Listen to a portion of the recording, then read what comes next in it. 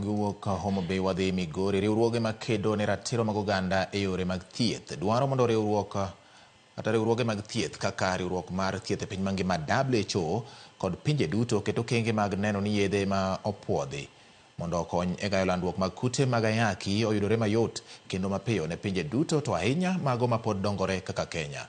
Jafwambo marwa ma Migori Juma miwa ler ewi wachni.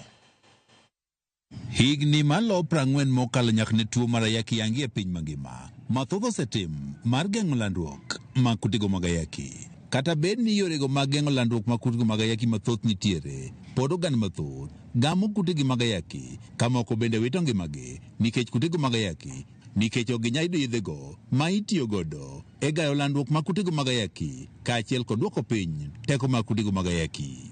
Pinje ma pod dongore kaka mano mar Kenya, pod oganda nitie kod pek e yudo yedhego makonyo e gayo landruok mar tuoni. Jotim nonde wechego mag thieth kod jokedo ne oganda e yorego mag thieth wacho ni biro ni kembe maloso yedhe magayo landruok mag kutego mag ayaki ok osechiwo thuolo ne kembe mamoko mondo kolos yedhegi mondo eka oganda koyudgi mayot. Osemiyo yedhegi kiyude mayot ne oganda.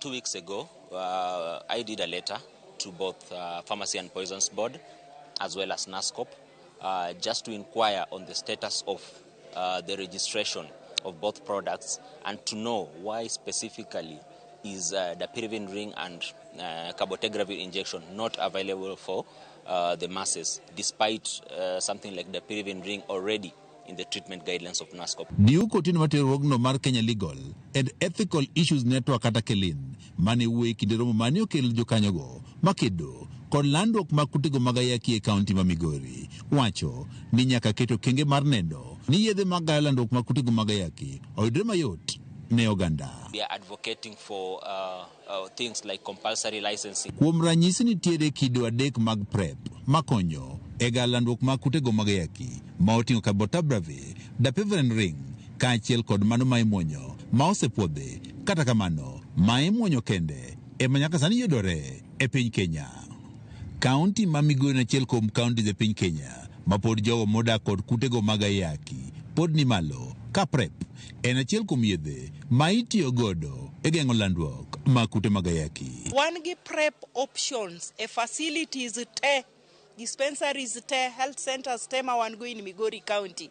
Shida ma wan godo gi data ma wan go nyiso ni ji chako PrEP to continuation becomes a problem. Apisa ma ochune kedo kod landruok mag kutego mag ayaki e kaunti ma Migori Leza Owino wacho ni kwan mine mathoth gamo kutego mag ayaki ka ipimo kod chuo e kaunti ma Migori. Joma mine stand at 12% to chuo to stand at 7.1%. Wasetemo mondo ji te obed aware ni HIV is there. Gima ber machielo mwasetimo ma wan at 95% ni ji te mwasepimo mwayudo ka tuo wasechako gi thieth. Jokanyrego moko mago mag piny owacho makedo kod landruok mag kutego mag ayaki e kaunti ma Migori dwaro mondo koro med jiwo puonj ne rawere e yore mag ritruok mag kare mondo koro kik gigam kutego mag ayaki. Wajiwo ji mondo kochakore e ot mama kod baba opuonj nyithindo ni ka gitimo ang'o kod ang'o manyalo miyo giyud tuo mar ayaki.